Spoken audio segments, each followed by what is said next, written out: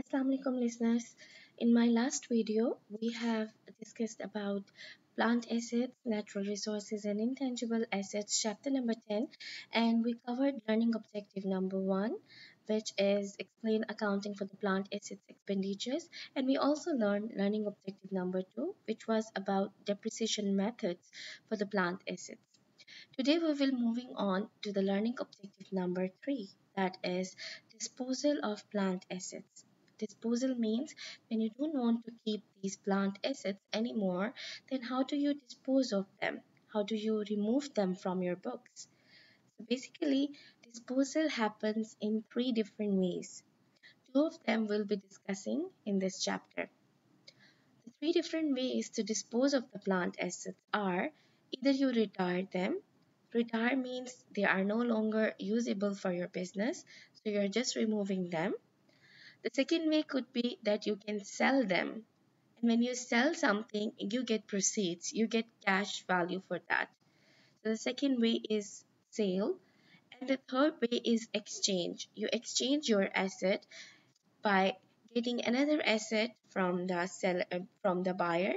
So you give your assets to them and you take their asset. So let's start. What are the requirements or what is needed in order to record the disposal of plant assets?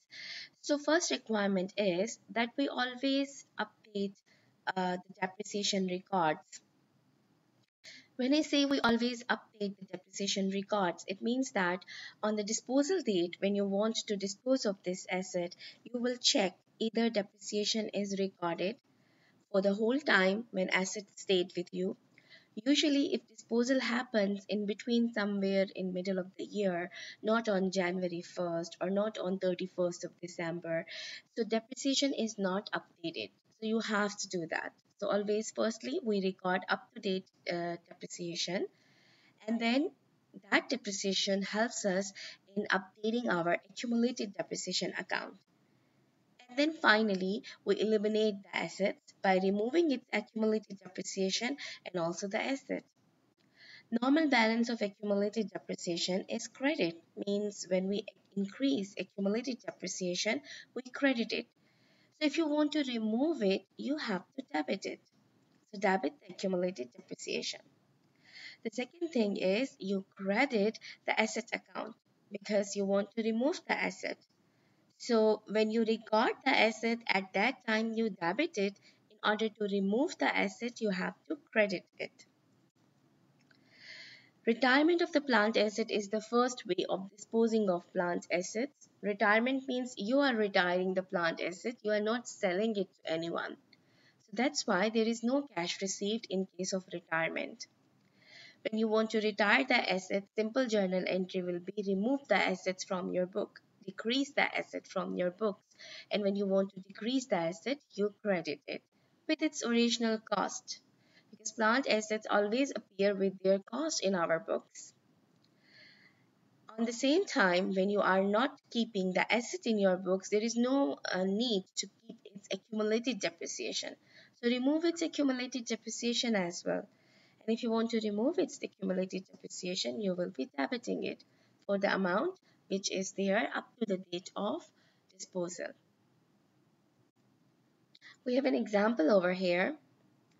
Hobart Enterprise retires its computer printer, which cost $32,000.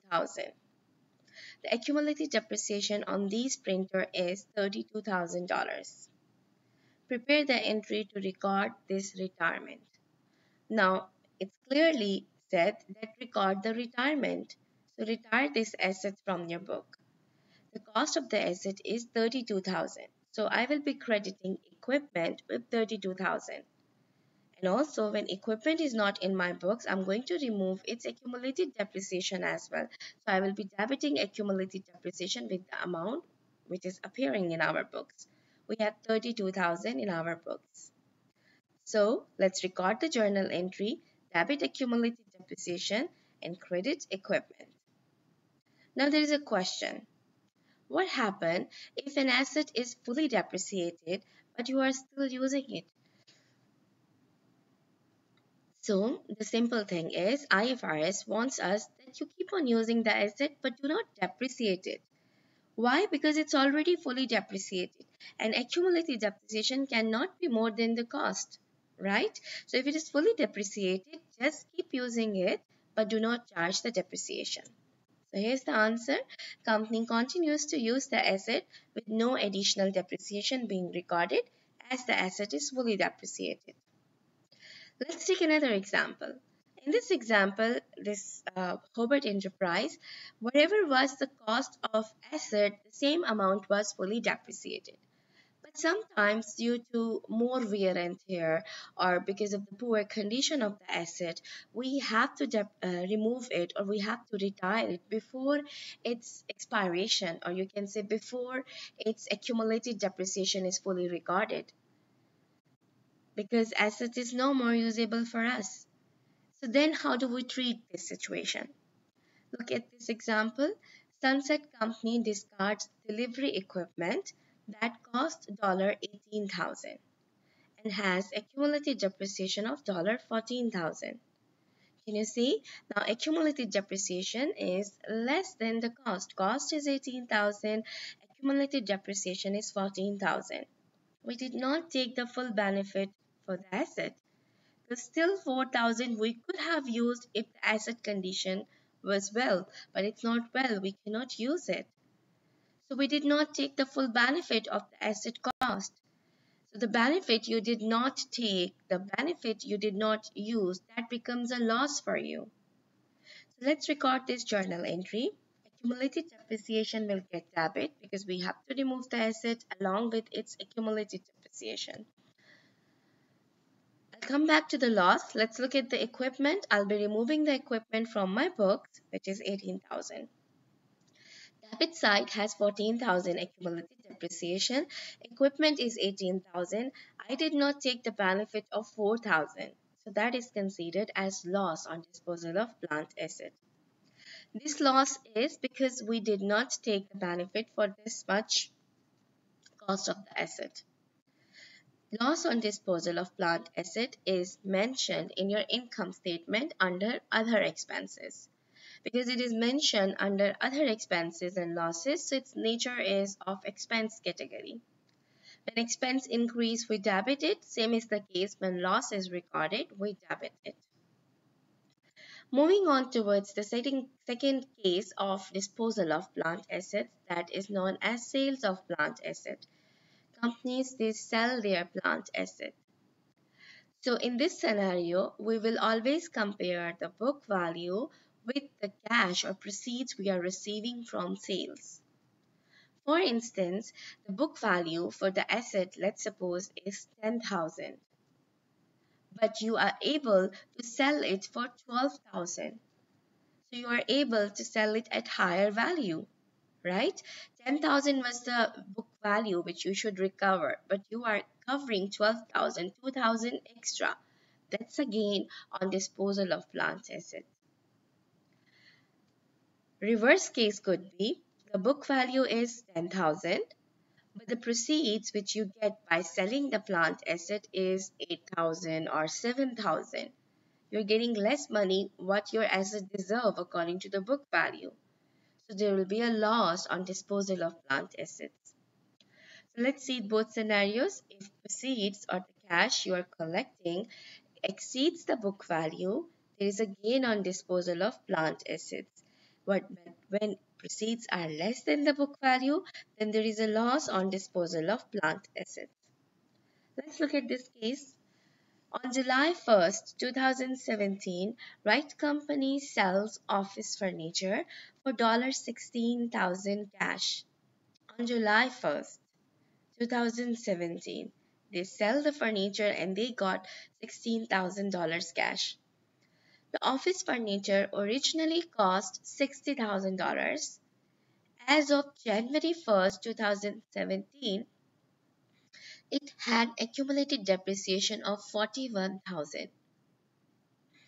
So when we are selling on July 1st, but the accumulated depreciation has depreciation until January 1st. So for the month of January, February, March, April, May, June, 6 months depreciation is not there in accumulated depreciation account. What did I tell you? The rule is update the depreciation account. Okay, so we need to firstly calculate 6 months depreciation to update the depreciation account. But in this question,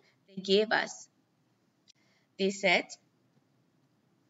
depreciation for the first 6 months of 2017 is 8,000. It's already been calculated. What we are supposed to do, prepare the journal entry to record the depreciation expense to update the date, up to the date of sale. So let's record the depreciation expense to update the depreciation. So 6 months depreciation expense will be recorded on July 1st. Depreciation expense gets debited. 8,000 amount is already given and accumulated depreciation gets credit. Now with the recording of this journal entry, accumulated depreciation is no more 41,000. We have 8,000 more.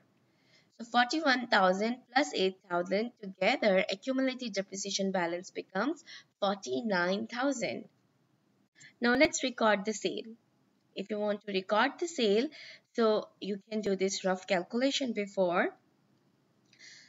We have to compare the book value with the proceeds we are collecting. So the book value formula we already discussed in our previous recording, that it is cost minus accumulated depreciation. Cost of furniture is 60,000. Accumulated depreciation is 49,000. Why? Because 41,000 was on January 1st and 6 months depreciation was recorded. So 41 plus 8,000 together, it is 49,000. So the book value will be 60,000 minus 49,000, that is 11,000. Compare it with the cash proceeds you are receiving. So you are collecting 16,000 proceeds.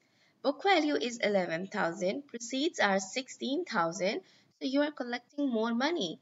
How much more? 5,000. That's the gain on disposal of plant assets.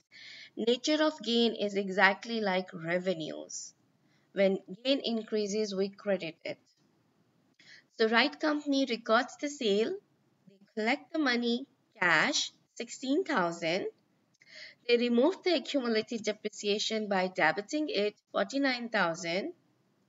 They recorded the decrease in the equipment 60,000 because equipment is being sold out.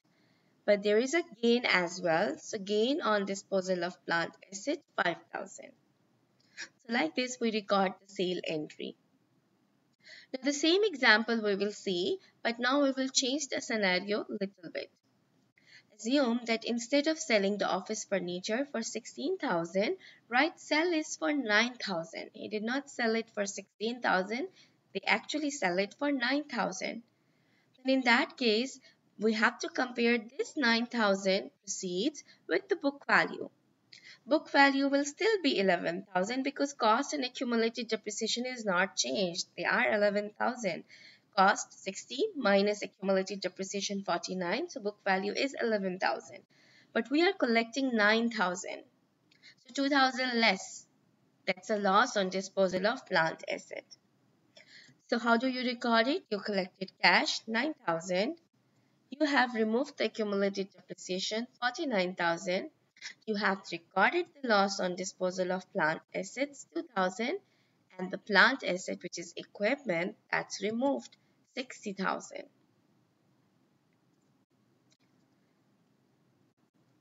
This is do it exercise. It's about an old truck which the company is selling. The cost of the truck is 30,000 and its accumulated depreciation is 16,000. The company Overland has decided to sell the truck. What entry would Overland Trucking make to record the sale if it is sold for 17,000? So we need to calculate book value. Here no concept of dates is there. So we assume that accumulated depreciation is updated already. So let's calculate the book value. Cost is 30,000. Accumulated depreciation is 16,000. So book value is going to be 14,000. We are selling that truck for 17,000. So we are recovering more money. So we will be having a gain. So cash gets debit 17,000. We remove accumulated depreciation 16,000. We remove equipment by crediting it with its cost 30,000 and we have recorded a gain on disposal. Point number B. What entry would overland trucking make to record the sale if the truck is sold for 10,000? We just calculated the book value that was 14,000, but you are selling it for 10,000, so there is a loss on disposal. So likewise, we will record the journal entry. Just now we recorded for the example. Let's move towards our fourth learning objective, that is how to record or how to allocate the natural resources cost. And also, we will talk about intangible assets. Natural resources are by nature. These are those resources which are gifted by nature. So examples are standing timbers, underground disposal of oil, gas, or minerals. What are the characteristics of natural resources? We have to extract them. So as a result of operation, we extract them from mines or from underground area. And we cannot remove them, just like plant acids could be removed from one location to another, but natural resources could not be, because they are by nature and only nature can remove it. So replaceable only by an act of nature. So how do I record natural resources in my books if my company is dealing with that? Let's suppose you have a coal dealing company. Your company extract the coal from the mines and your company sells it. So how do you record the mine value from where you will be extracting the coal? So the principle is exactly the same. All the cost you incur to acquire the resource until it is ready for its intended use. This definition, we talked about it when we were discussing about plant assets, because the nature is same. They all are non-current assets. How do I allocate the cost, which I recorded in the previous step, to the expense account? What is this allocation?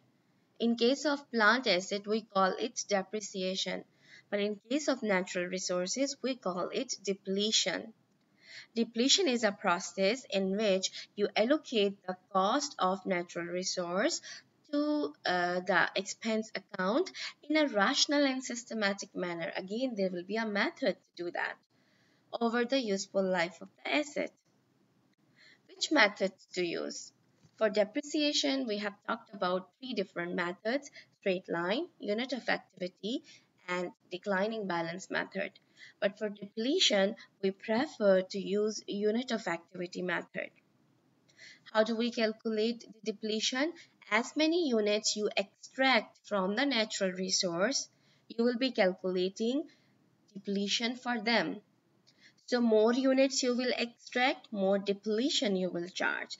Less units you will extract, less depletion you will charge. So in order to do that, I need depletion cost per unit. So how do I get that? Depletable cost, or you can say total cost minus salvage value, divided by total estimated units we assume that they will exist in this mine. Altogether, how much coal will be there in the mine, or how much salt will be there in the mine, or gold will be there in the mine. Altogether, it's an estimate because we did not extracted it yet, but yes, it's an estimate that how much we will find over there. So dividing the total cost of the natural resource with the total units which are available in that natural resource, we will be able to find out depletion cost per unit. And after calculating depletion cost per unit, every year, as many units you will extract, you will multiply it with per unit depletion cost and find out how much depletion should be recorded. So here's an example. Lincoln Company invests $5 million in a mine. So they incurred the cost of $5 million for the coal mine. So the natural resource has a value of $5 million. Estimated to have 1 million tons of coal. So total tons of coal in that mine is estimated to be 1 million ton. And there is no salvage value. So let's calculate depletion cost per unit. So we just go through the formula: cost minus salvage value. There is no salvage value. So cost divided by total units. So 5 million divided by 1 million. So per unit depletion cost is going to be $5 per ton, because in this example our unit is ton. If we extract 1 tons, so 1 multiplied by 5, I'll get depletion. If we extract 10 tons, 10 multiplied by 5. If we extract 1000 tons, 1000 multiplied by 5. Like this, we will be calculating depletion. So let's proceed with the same example.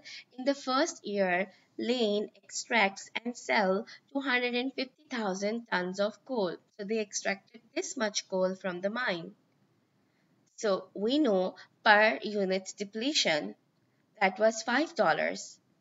They extracted 250,000 tons.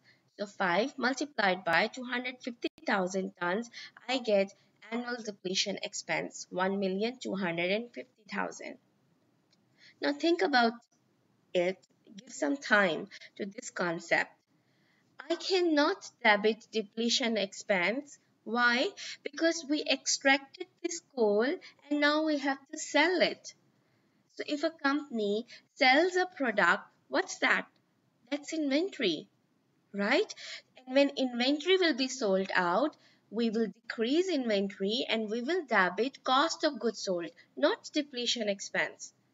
So in case of natural resources, instead of debiting depletion expense, we debit inventory, and later on inventory will be allocated to cost of goods sold expense when we will sell the inventory. So let's record the journal entry. We will debit inventory. This 1,250,000 annual depletion expense is actually recorded in inventory because we have to sell it. And we will be crediting accumulated depletion. Why accumulated depletion? Because accumulated depletion will be reported in balance sheet. We will have coal mine as natural resource 5 million less accumulated depletion 1,250,000. So it will give an idea to the users that the full cost was 5 million, but we already have incurred or we already have extracted 1,250,000. So this is how you record the depletion entry. Let's move towards the last category of long-term assets, or you can say non-current assets, that is known as intangible assets. Intangible means they do not have a physical substance, but they exist. So what are they? They are rights, they are privileges, they are competitive advantages which your companies have. And all these things, they originate some long-lived assets. Long-lived means for longer period of time you can take the benefit from these rights or privileges or benefits or advantages. They do not have physical substance. They could have limited life, they could have unlimited life. What are the common examples of intangible assets? Patents. When your company does an invention, you reserve your rights for that invention by purchasing the patents against that invention.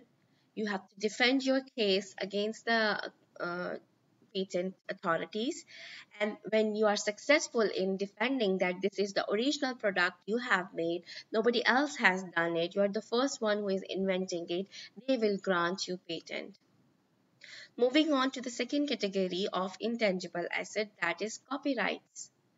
Copyright is relevant to the written material. When you write a book or you write an article or you write a poem, in that case you reserve these rights on your name, that I am the writer, it's written by me. If somebody else uses your work, they have to quote your name as a reference. If they don't, they are copying the material and you can file a case against them. So copyrights are for written material. Then comes goodwill. Goodwill is good repute of the company because of its products, unique products, because of its competitive staff, because of its good customer services. Then comes trademarks and trade names. These are the titles, or you can say jingles, or some pictures of the products which nobody else can use, only that company will be using for its product. And finally, we have franchises. Franchises are the legal rights to run the business on the name of someone else. I'll be giving you example of franchises in a while. So let's start from features, or you can say allocation of intangible assets. That how do you allocate the cost of intangible assets to the expense account? So if the intangible asset is of limited life, we calculate amortization expense for it. What is amortization? Just like depreciation is for plant assets, depletion is for natural resources, amortization is for intangible assets. And we do not have accumulated amortization. You could have, but generally we don't have. Instead of putting accumulated amortization, we credit asset account. But in some companies' books, you will be looking at accumulated amortization. That's also fine. If there is indefinite life of intangible assets, indefinite life means that we cannot estimate at how long we can get the benefit out of this asset. So if we do not have a life for the asset, we cannot expect the life of an asset, then in that case we cannot calculate amortization. In order to calculate the amortization, the preferred method is straight line method. Let's start from the first category of intangible asset, that is patent. So patents are rights, exclusive rights with the company that they can manufacture a particular product, they can sell it, and they are the one who have control on this invention for a period of 20 years from the date of grant. So 20 years is actually the maximum ceiling for the patent rights.